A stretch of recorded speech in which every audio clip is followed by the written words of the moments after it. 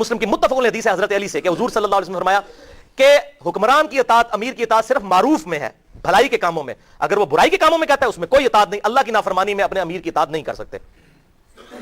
اللہ اکبر کبیرہ۔ اسی طریقے سے بخاری اور مسلم میں ایک حدیث آتی ہے کہ ایک صحابی کو حضور صلی اللہ علیہ وسلم نے کہیں پر امیر بنا کر بھیجا، تو ان کے ساتھ باقی اصحاب بھی تھے، اس نے وہاں پر لکڑیاں اکٹھی کی، ان کو آگ لگائی اور کہا اس میں چھلانگ لگاؤ، میں تمہارا امیر ہوں، میری اطاعت کرو۔ اے چنگی زبردستی ہے۔ تو صحابہ نے کہا یہ غلط نہیں مننی تو اسی، ہم نے آپ کی یہ بات نہیں ماننی، چھلانگ نہیں لگائی، اور حضور صلی اللہ علیہ وسلم تک شکایت واپسی پہ پہنچی۔ آپ نے فرمایا اگر یہ اپنے امیر کی اطاعت کر کے اس لکڑی کی آگ میں کودتے تو دوزخ کی آگ میں جا کے نکلتے۔ اطاعت صرف معروف میں ہوگی، منکر میں نہیں ہوگی۔ اللہ اکبر۔ تیسری مثال سنن نبی داؤد میں 4650، مسند احمد میں 1629، جلد 1 اور صفحہ 187 پر حضرت معاویہ رضی اللہ تعالیٰ عنہ نے مغیرہ ابن شعبہ کو کوفے کا گورنر مقرر کیا، وہ بھی صحابی ہیں رضی اللہ تعالیٰ عنہ۔ تو سعید ابن زید وہاں ملنے کے لیے آئے۔ سعید ابن زید آپ کو پتا ہے کون ہے؟ عشرہ مبشرہ میں سے، حضرت عمر کے بہنوئی، پہلے 10 مسلمانوں میں سے، اور ان کے والد وہ ہیں کہ جو زمانے جاہلیت میں بھی موحد تھے، صحیح بخاری میں آتا ہے، اور خانہ کعبہ کی وہ غلاف سے لپٹ کے کہا کرتے تھے اللہ میں صرف تجھے پوجنا چاہتا ہوں۔ یہ وہ ہیں سعید ابن زید۔ یہ حضرت مغیرہ ابن شعبہ کو ملنے کے لیے آئے کوفے میں، اور جامعہ مسجد میں، الفاظ ہیں مسجد میں ہے کیونکہ وہاں حکمران بھی مسجد میں ہی بیٹھتے تھے، حضور صلی اللہ علیہ وسلم بھی آپ کو پتا ہے آپ کا ہیڈ آفس بھی مسجد نبوی تھا، آپ کا وہ گیسٹ ہاؤس بھی وہی تھا، سب کچھ وہی تھا، وہیں آپ تربیت کرتے تھے۔ تو بڑی چارپائی پہ مغیرہ ابن شعبہ بیٹھے تھے، سعید ابن زید آئے تو وہ انہوں نے استقبال کیا کہ حضرت عمر کا بہنوئی آیا ہے، اور پہلے 10 مسلمانوں میں سے انہوں نے ان کو اپنے پاس چارپائی پہ بٹھایا پروٹوکول کے ساتھ۔ تھوڑی دیر میں وہاں پر ایک شخص آیا قیس بن علقمہ، اور اس نے باتوں باتوں میں گالیاں نکالنی شروع کی اور کسی کو برا کہنا شروع کیا اور کسی پہ لعنت شروع کر دی۔ حضرت سعید بن زید تھوڑی دیر تک تو مہمان تھے بیچارے، خاموش رہے، سنتے رہے۔ پھر انہوں نے کہا مغیرہ ابن شعبہ یہ کس کو گالیاں نکال رہا ہے؟ انہوں نے کہا یہ مولا علی کو گالیاں نکال رہا ہے۔ اللہ اکبر والیعوذ باللہ تعالی۔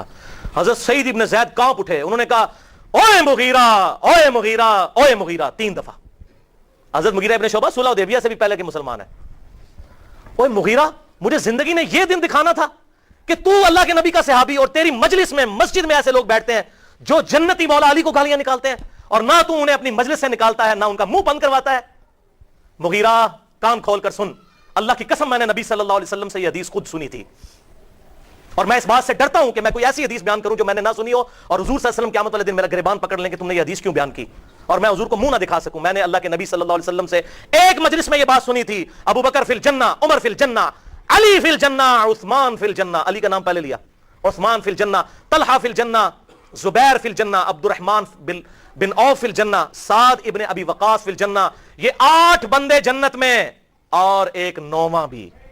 ایک 10 والی حدیث ہے وہ جامعہ ترمذی میں حضرت عبد الرحمن بن عوف سے ہے، اس میں ابو عبیدہ بن جرح بھی موجود ہے، اس میں نہیں ہے۔ 8 بندے جنت میں اور ایک 9واں بھی، اگر چاہوں تو اس کا نام بھی بتا دوں پھر خاموش ہو گئے۔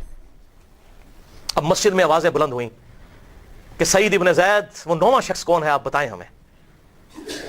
پھر لوگوں نے اللہ کی قسم دے کر پوچھا کہ ہم آپ کو اللہ کی قسم دے کر کہتے ہیں کہ آپ اس 9ویں شخص کا نام بتائیں کہ کون تھا جس کو حضور نے جنت کی خوشخبری دی تھی اس مجلس میں۔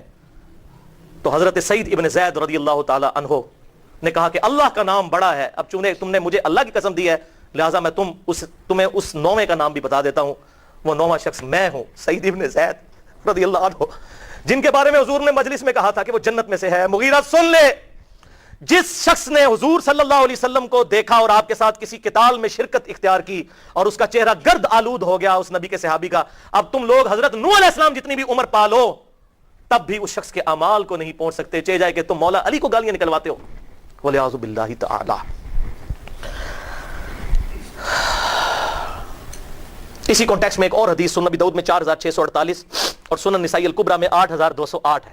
یہ وہ حدیث ہے جو میں نے زبیر علی زئی صاحب کو بتائی۔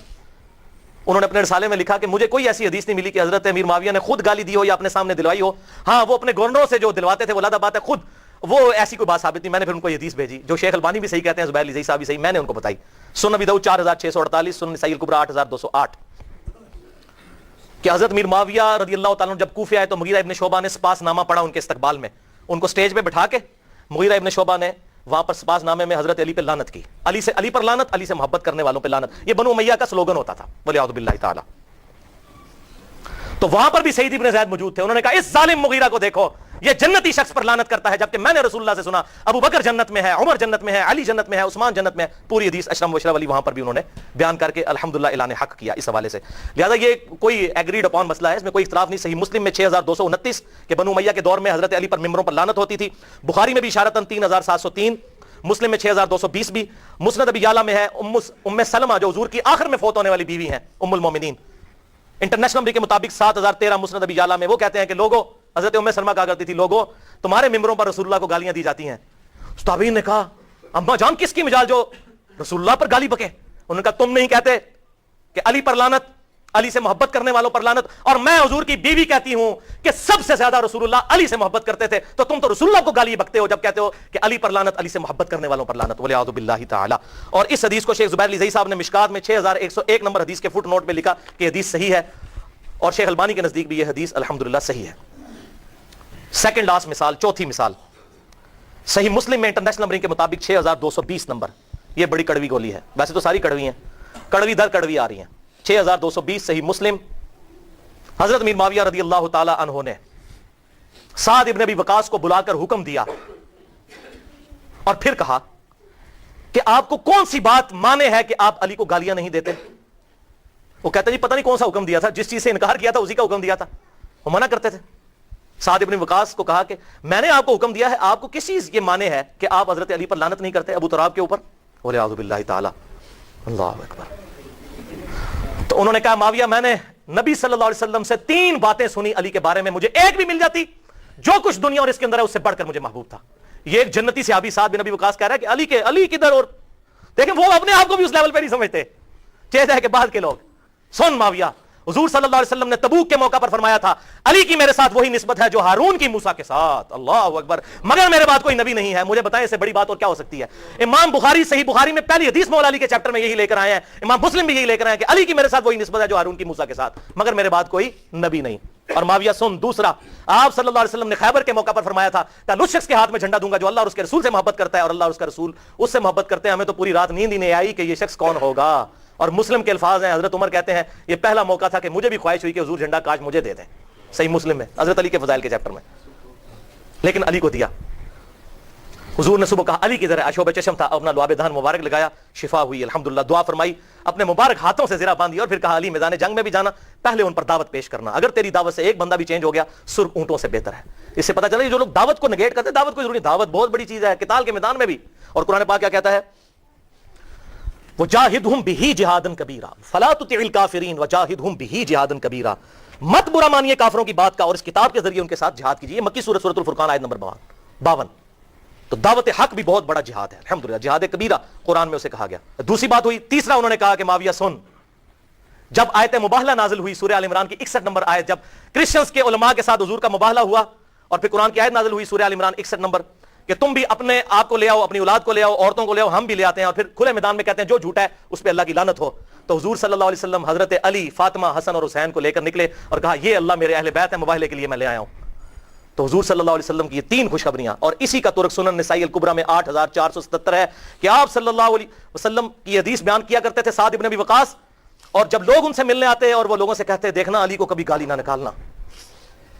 میں نے حضور صلی اللہ علیہ وسلم سے کئی باتیں علی کے بارے میں ایسی سنی ہیں، اور کہا کہ سعد بن ابی وقاص نے کہا کہ یہ حضرت امیر معاویہ اور ان کی پارٹی اگر میرے سر پر آرا بھی رکھ دے، سنن نسائی الکبریٰ 8477، اور مجھے اس وقت کہے کہ علی کو گالی نکال، میں آرا چروا لوں گا، حضرت علی کو کبھی گالی نہیں نکالوں گا. میں نے حضور سے خود سنا ہوا ہے حضرت علی کے بارے میں ایسی بشارتیں، یہی والی بشارتیں الحمدللہ. اور صحیح مسلم میں حدیث ہے 6488 نمبر حدیث، اس سے آپ کو معاملہ اور کلیئر ہوگا. عبد الرحمن بن عوف رضی اللہ تعالیٰ عنہ شروع کے مسلمان ہیں. حضرت خالد بن ولید بعد میں مسلمان ہوئے، صلح حدیبیہ کے بعد، فتح مکہ سے پہلے ہوئے لیکن صلح حدیبیہ کے بعد. عبد الرحمن بن خالد بن ولید نے رضی اللہ تعالیٰ عنہ عبد الرحمن بن عوف کو ایک دفعہ جذبات میں آ کے کوئی جھگڑا ہوا تو گالی دے دی. حضور صلی اللہ علیہ وسلم تک شکایت پہنچی، صحیح مسلم 6488. آپ نے حضرت خالد بن ولید کو بلا کر ڈانٹا اور کہا خالد اب تم میرے صحابہ کو برا مت کہو. خالد بن ولید بھی صحابی تھے کہ نہیں؟ پھر ان کو کہا تم میرے صحابہ کو برا، ان کو علیحدہ کیوں کر دیا؟ اور بھائی خالد اس وقت صحابی تھا جب اسلام کا گولڈن پیریڈ شروع ہو چکا تھا، اور عبد الرحمن بن عوف اس وقت صحابی تھا جب صحابی کا مطلب پینٹی کھانا تھا. خالد بن ولید اس وقت صحابی ہوا جب صحابی نہ ہونا پینٹی کھانا تھا. زمین آسمان کا فرق ہے. اب تم میرے صحابہ کو برا مت کہو، اگر اب تم احد پہاڑ کے برابر بھی سونا خیرات کر دو، میرے صحابی کے ایک مد یعنی 600 گرام، آدھا کلو کو نہیں پہنچ سکتے، نہ اس کے آدھے کو. ایک پاؤ کو بھی نہیں. یہ حدیث آدھی بیان کرتے ہیں میرے صحابہ کو برا مت کو. پوری حدیث بتاؤ یہ حضور نے کس کو کہا تھا؟ صحابہ کو کہا تھا کہ تم بعد والے صحابہ کو کہ میرے صحابہ کو برا مت کو. ہم تو خیر جرت ہی نہیں کر سکتے نا. تو یہ تو صلح حدیبیہ کے وقت مسلمان ہوئے اس کے بعد, اور جو فتح مکہ کے بعد معافی مانگ کے مسلمان ہوئے وہ ممبروں پر گالیاں نکالیں حضرت علی کو. تو حضور صلی اللہ علیہ وسلم کا کیا ایٹیچیوڈ ہو ان کے بارے میں وہ آپ نے سن لیا. کاٹ کھانے والی ملوکیت, حضور پہلے کہہ گئے کاٹ کھانے والی ملوکیت.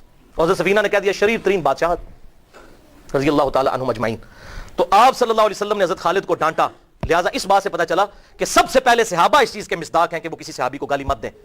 اور بخاری اور مسلم کی متفق علیہ حدیث ہے, اگر میری بیٹی فاطمہ بھی چوری کرے میں اس کے بھی ہاتھ کٹوا دوں. اسلام کسی کو نسبت کی وجہ سے یہ اجازت نہیں دیتا کہ وہ کہ جی میں جو مرضی کرتا رہوں, وہ جی بخشا بخشا ہے, اس طرح نہیں ہوتا. جرم ہے, اس کے بعد کسی کے جرم کی وجہ سے کوئی کافر نہیں ہو جاتا, اور نہ یہ ہے کہ اس کی نیکیاں ضائع ہو جاتی ہیں. وہ اس کی غلطیاں اپنی جگہ, احترام اپنی جگہ پر رہے گا. اور یہاں پر میں حدیث بیان کر دوں صحیح بخاری میں 1393 نمبر حدیث کہ آپ صلی اللہ علیہ وسلم نے ارشاد فرمایا مردے کو گالی مت دو, وہ اپنے انجام کو پہنچ چکا. اگر اچھا تھا تو اللہ اس کے ساتھ اچھائی کر رہا ہوگا, برا تھا تو وہ اس کو گالی مت دو.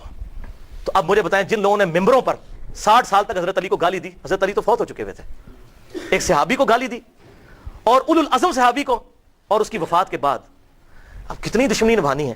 لہٰذا یہاں پر میں خصوصاً اہل تشیع بھائیوں سے ضرور ریکویسٹ کروں گا جو مولا علی کے ماننے والے ہیں وہ بات سمجھ لیں. مولا علی نے خوارج جنہوں نے مولا علی کو کافر کہا, مولا علی نے ان کے جنازے خود پڑھائے اور کہا یہ میرے بھائی تھے بگوڑے ہو گئے, میں ان کو مسلمان ہی سمجھتا ہوں. اپنے ہاتھوں سے دفن کیا, ان کی عورتوں کو لونڈیاں نہیں بنایا. اور جب جنازہ پڑھایا جاتا ہے اس میں دعائے مغفرت ہوتی ہے, اللہم اغفر لحینا و میتنا. لہذا جو مولا علی کے ماننے والے ہیں وہ کسی صحابی کو گالی نہیں دیں گے.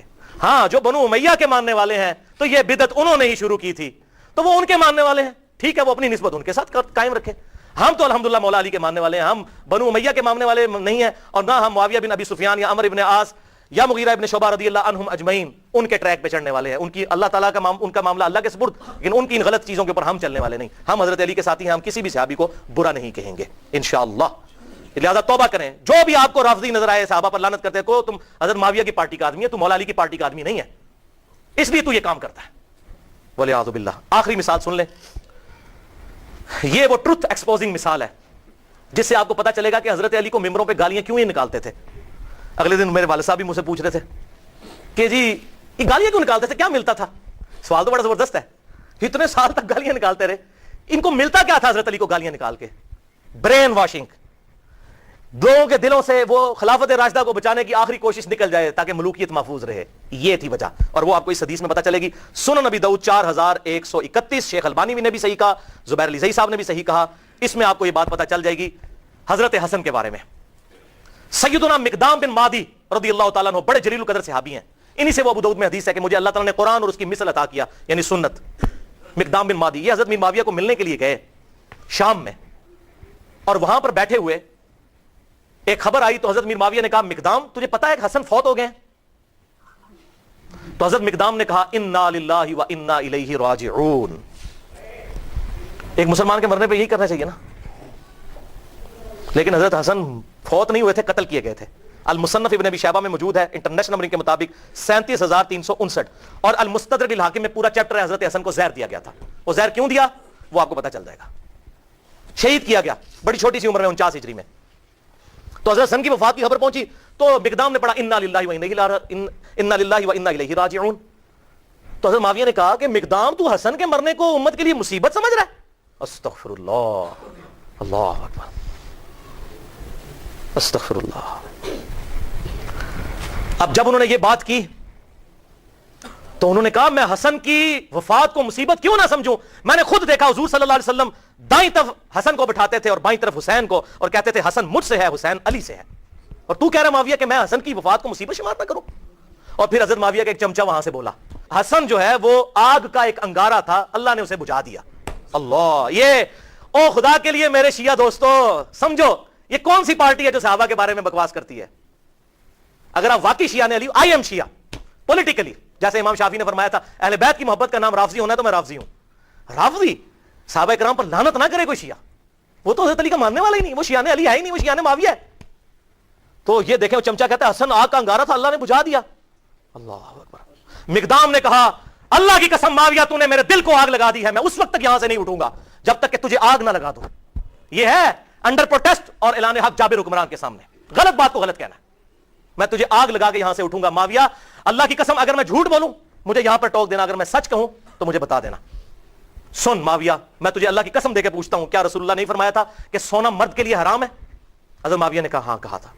اللہ کی قسم دے کر پوچھتا ہوں، کیا حضور صلی اللہ علیہ وسلم نے مرد کے لیے ریشم کو حرام نہیں فرمایا؟ انہوں نے کہا ہاں کہا تھا۔ اللہ کی قسم دے کر پوچھتا ہوں کہ آپ صلی اللہ علیہ وسلم نے درندوں کی کھالیں اور متکبرانہ لباس اور درندوں کے اوپر سواری کرنے کو حرام نہیں فرمایا تھا؟ حضرت معاویہ نے کہا ہاں کہا تھا۔ ان کا معاویہ یہ تینوں کام تیرے گھر میں ہوتے ہیں، تینوں حرام کام ہوتے ہیں تیرے گھر میں، وہ جو میں نے کہا نا انڈر پروٹیسٹ۔ حضرت معاویہ نے کہا مقدام مجھے پہلے ہی پتا تھا میں باتوں میں تجھ سے جیت نہیں سکتا، تجھے سانو حدیثاں سناندے ہو جی امام حنیفہ دے مقابلے نبی دی حدیث آ جائے، ایتے ویکھو اتنا ہی کافی ہے۔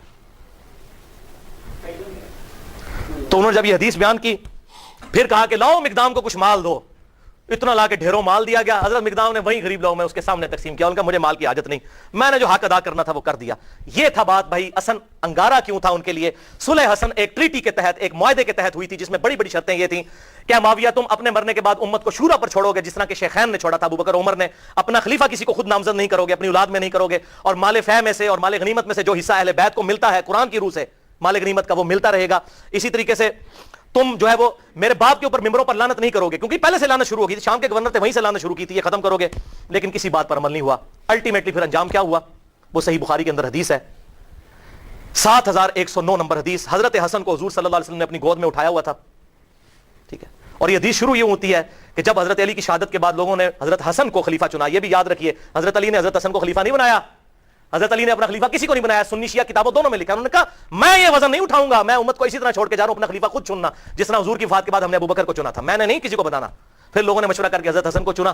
حضرت حسن نے 40,000 کا لشکر لے کے آئے، صحیح بخاری 7109، سامنے سے حضرت میر معاویہ عمر بن عاص کہتے ہیں کہ معاویہ یہ تو وہ لشکر ہے جس نے موت پہ بیعت کی ہے، یہ تو ہماری تکہ بوٹی کر دے گا۔ تو حضرت معاویہ نے کہا پھر کیا کریں؟ ان کا صلح کرو حسن کے ساتھ، اس کے بغیر چارہ نہیں ہے۔ اچھا انہوں نے پھر کہا ٹھیک ہے صلح کر لیتے ہیں، صلح آفر کرتے ہیں، اور سورۃ الانفال کے اندر یہ موجود ہے کہ اگر کافر بھی میدان جنگ میں صلح کی آفر کرے تو جنگ روک دو۔ حضرت حسن کو بھیجا صلح کے لیے، حضرت حسن رضی اللہ تعالیٰ عنہ نے وہ صلح قبول کر لی اور ان کے حق میں دستبردار ہو گئے۔ کیوں؟ کہ میں ان کو فری ہینڈ دے دوں، جو یہ کہتے ہیں نا قاتلین عثمان سے بدلہ لینا ہے، تو اب لے کر بتائیں جو ان کے زوم میں ہے وہ بتا دیں، یہ نہ کہ میرے پاس خلافت نہیں تھی تو میں خلافت حوالے کرتا ہوں۔ اور حضور صلی اللہ علیہ وسلم کے الفاظ وہاں پر پھر وہ تابعی 7109 کہ حضور نے حضرت حسن کو گود میں اٹھا کر کہا تھا میرا یہ بیٹا سید ہے، اس کی وجہ سے اللہ تعالیٰ مسلمانوں کے 2 گروہوں میں صلح کروا دے گا، اس کی وجہ سے، یعنی یہ قربانی دے گا۔ حضرت امیر معاویہ نے قربانی نہیں دی ہے، حضرت حسن نے، اس کا اس کی وجہ سے 2 گروہوں میں صلح کروا دے گا۔ الحمدللہ حضرت حسن نے فری ہینڈ دیا کہ بھائی آپ دیکھ لیتے ہیں، آپ کا دعویٰ تھا نا، وہ جس طرح آج کل ہے جی وہ کہتا ہے مجھے حکومت دو، کہتا ہے مجھے حکومت دو، یہ لو جی حکومت پڑی، آپ کر کے بتاؤ، لگ پتہ جائے گا۔ لیکن پھر 20 سال تک، یہ 41 ہجری میں واقعہ ہوا اور حضور کی پریڈکشن پوری ہوئی کہ 30 سال تک خلافت علی منہاج النبوہ جو میں نے بیان کیا ابو داؤد ترمذی اور مسند احمد سے، وہ پورے ہوئے۔ اور ایون امام ابن تیمیہ نے منہاج السنہ میں لکھا کہ ربیع الاول کے مہینے میں، دن کنفرم نہیں لیکن ربیع الاول میں حضور کی وفات ہوئی تھی 11 ہجری میں، اور 41 ہجری ربیع الاول میں صلح حسن ہوئی اور 30 سال پورے ہوئے۔ اور امام ابن تیمیہ جیسے شخص جنہوں نے اہل تشیع کے خلاف منہاج السنہ لکھی، اس کتاب میں لکھتے ہیں کہ حضرت حسن 5ویں خلیفہ راشد ہیں، 6 مہینے ان کے بھی خلافت راشدہ ہیں، کیونکہ 30 سال ان کے 6 مہینے بنا کر پوری ہوتی ہے وہ شامل کر کے، لہٰذا امیر معاویہ رضی اللہ تعالیٰ عنہ یا یزید ابن معاویہ یہ دونوں خلیفہ راشد نہیں بلکہ اسلام کے بادشاہ ہیں۔ یہ انہوں نے لکھا۔ بھائیو یہ 20 سال تک کسی شرط پر عمل نہیں ہوا، بلکہ اسی طریقے سے ممبروں پر حضرت علی کو گالیاں نکالی جاتی رہیں، اور پھر جاتے جاتے وہ ٹرننگ پوائنٹ آیا کہ حضرت حسن کے ساتھ جو صلح کا معاہدہ تھا توڑا، اور وفات سے 4 سال پہلے خلیفہ کی بیعت، اپنے بیٹے کی بیعت لینی شروع کر دی کہ میرے مرنے کے بعد یہ خلیفہ بنے گا۔ اب مولا حسین میدان میں اترتے ہیں، لیکن مغرب کی نماز کے بعد انشاءاللہ تعالی۔ بھائیو ابھی تک تقریباً ہماری 1.5 گھنٹے کی گفتگو ہو چکی ہے، اور اب انشاءاللہ یہ 25-30 منٹ میں ہماری گفتگو کنکلوڈ ہو جائے گی۔ آخری سچویشن ہم ڈسکس کریں گے۔ تو اب بات ہماری جہاں پر مکمل ہوئی تھی وہ ابو داؤد کی حدیث 4131، جس کو شیخ البانی نے بھی صحیح کہا، شیخ زبیر علی زئی صاحب نے بھی صحیح کہا رحمہم اللہ، کہ حسن آگ کا انگارہ تھا جسے اللہ نے بجھا دیا والعیاذ باللہ تعالی۔ اس اسدی شخص نے وہاں پہ کامنٹس دیے، تو پھر مقدام بن مادی نے جابر حکمران کے سامنے حق کا کلمہ بلند کیا۔ تو آگ کا انگارہ کیوں تھا؟ اس لیے کہ ہر وقت یہ چیز فکر لاحق تھی، ہر وقت یہ فکر لاحق تھی کہ ایک معاہدے کے تحت حکومت لی ہے کہ ہم یہ کام کر کے دکھائیں گے، وہ کام کیا کرنا، کوئی ایک بھی شرط پوری نہیں کی، اسی طریقے سے سب و شتم مولا علی پر ممبروں پر جاری، اسی طریقے سے لوگوں کے ساتھ زیادتیاں، لوگوں کا مال لوٹنا، لا حق قتل کرنا، جس سے اختلاف رائے ہو اسے قتل کروا دینا، یہ اسی طریقے سے جاری 20 سال تک۔ تو ڈر لگا ہوا تھا کہ اگر حسن زندہ ہوا تو پھر تو وہ معاملہ کسی بھی وقت اس انگارے میں آگ بھڑک سکتی ہے اور لوگ پھر نواز رسول کی وجہ سے میدان میں اتر سکتے ہیں، لہٰذا ان کو زہر دے کر شہید کر دیا جائے۔ اب کہتے ہیں جی پتہ نہیں کس نے کیا، لیکن جو اس کا بینیفیشری ہے اسی نے کیا، نام لینے کی ضرورت نہیں ہے۔ بہرحال زہر سے ان کو شہید کیا گیا۔ حضرت حسین یہ منظر دیکھتے رہے، 20 سال تک کڑتے رہے۔ انہوں نے کئی خط بھی لکھے حضرت امیر معاویہ رضی اللہ تعالیٰ عنہ کو کہ جو کچھ تم امت کے ساتھ کر رہے ہو، مجھ پر تمہارے خلاف قیام واجب ہو چکا ہے، میں ڈرتا ہوں میں اللہ کو کیا منہ دکھاؤں گا، لیکن میں اپنے بھائی کی صلح کا پابند ہوں کہ ٹھیک ہے چلو جاتے جاتے امت کے لیے کوئی معاملہ خیر کا ہو جائے گا اور امت کو شورا کے سپرد کیا جائے گا، شیخین رضی اللہ عنہما کی طرح، ابو بکر و عمر کی طرح رضی اللہ تعالیٰ عنہما۔ لیکن یہ معاملہ پھر بگڑ گیا۔